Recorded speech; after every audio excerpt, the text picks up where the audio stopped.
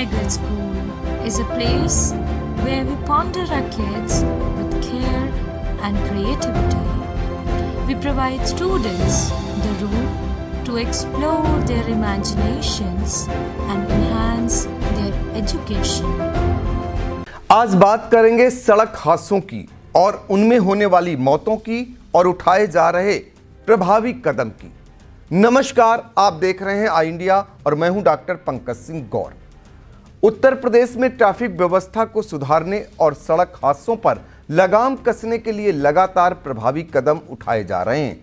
इनमें लोगों को ट्रैफिक नियमों का पालन करने के लिए जागरूक करने से लेकर चालान तक की व्यवस्था है। इसी के तहत अब प्रदेश के 15 और जिलों में इंटीग्रेटेड ट्रैफिक मैनेजमेंट सिस्टम शुरू करने की तैयारी कर ली गई है, जिसके बाद गाजियाबाद, कानपुर समेत 15 और जिलों में कैमरों से चालान किया जाएगा और ट्रैफिक नियमों से खिलवाड़ करने वालों पर सख्ती बरती जाएगी। प्रदेश में 17 जिलों में पहले से ही इंटीग्रेटेड ट्रैफिक मैनेजमेंट सिस्टम काम कर रहा है और अब इस लिस्ट में 15 और जिलों के नाम शामिल किए गए हैं। दूसरे चरण में सबसे पहले गाजियाबाद में यह सिस्टम शुरू कर दिया जाएगा। इसके अलावा बाराबंकी, सीतापुर, कानपुर देहात, बस्ती, गोंडा, रायबरेली, सिद्धार्थनगर, उन्नाव, एटा, प्रतापगढ़, जौनपुर, सुल्तानपुर, हरदोई और बांदा में भी जल्द ही इस सिस्टम को लागू कर दिया जाएगा।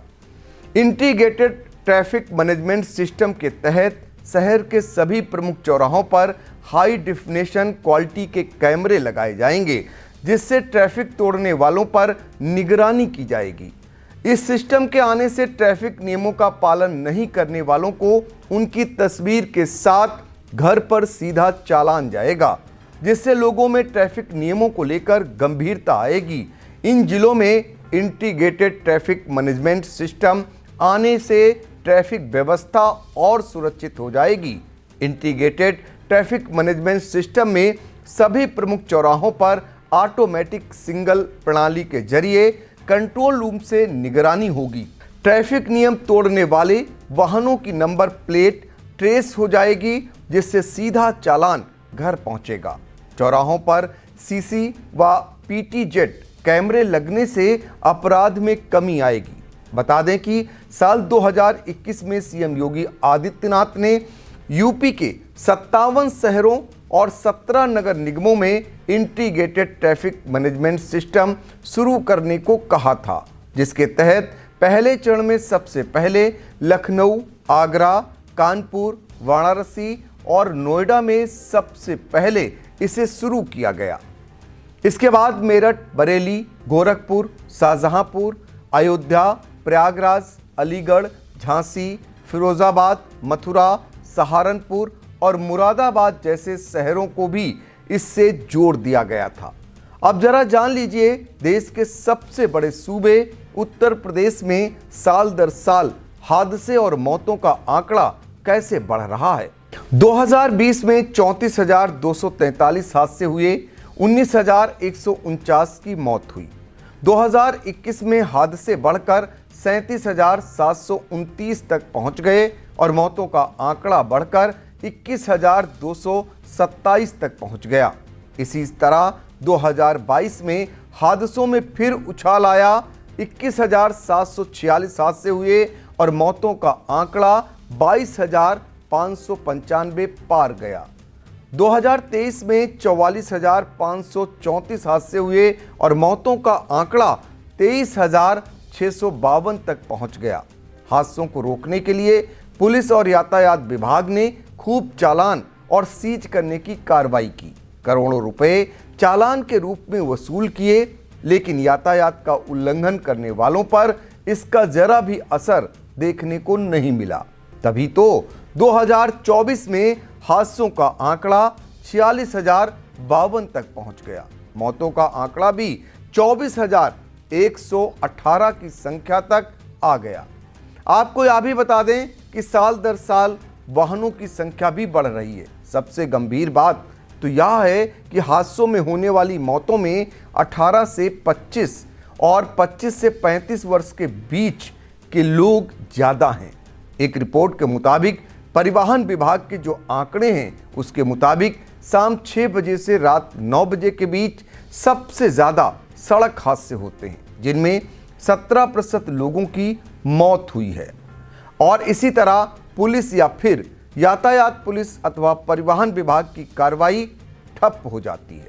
सबसे कम सड़क हादसे भोर 3 बजे से 6 बजे के बीच हुए हैं।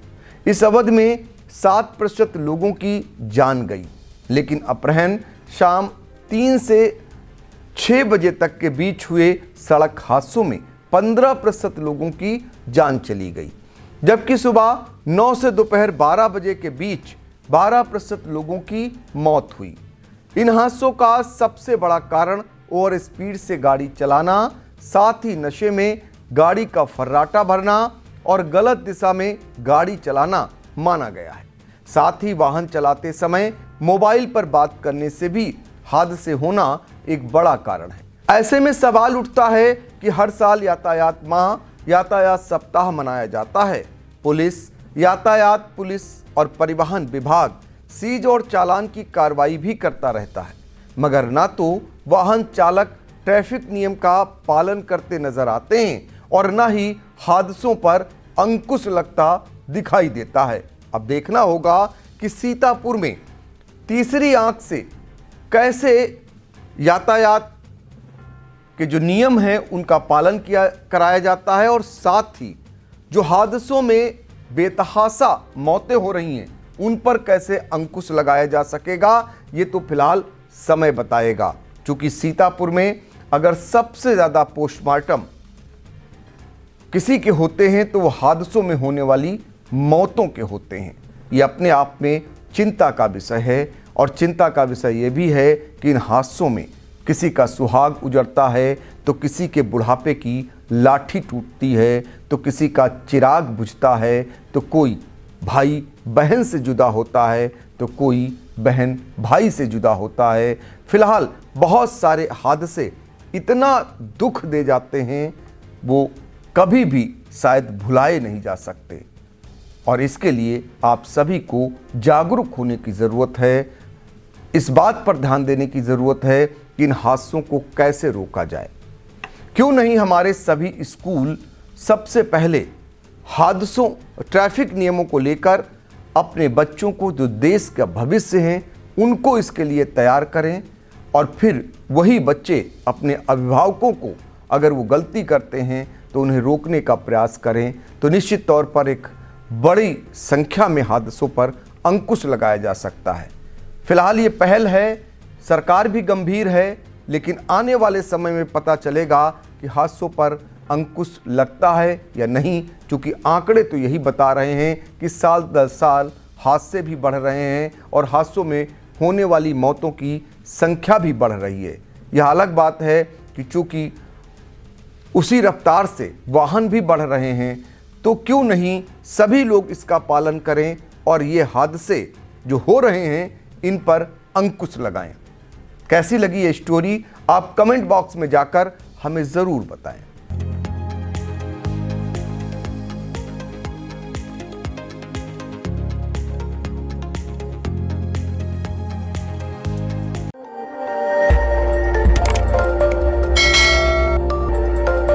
खबर आपकी, नजर हमारी। देखते रहिए आई इंडिया।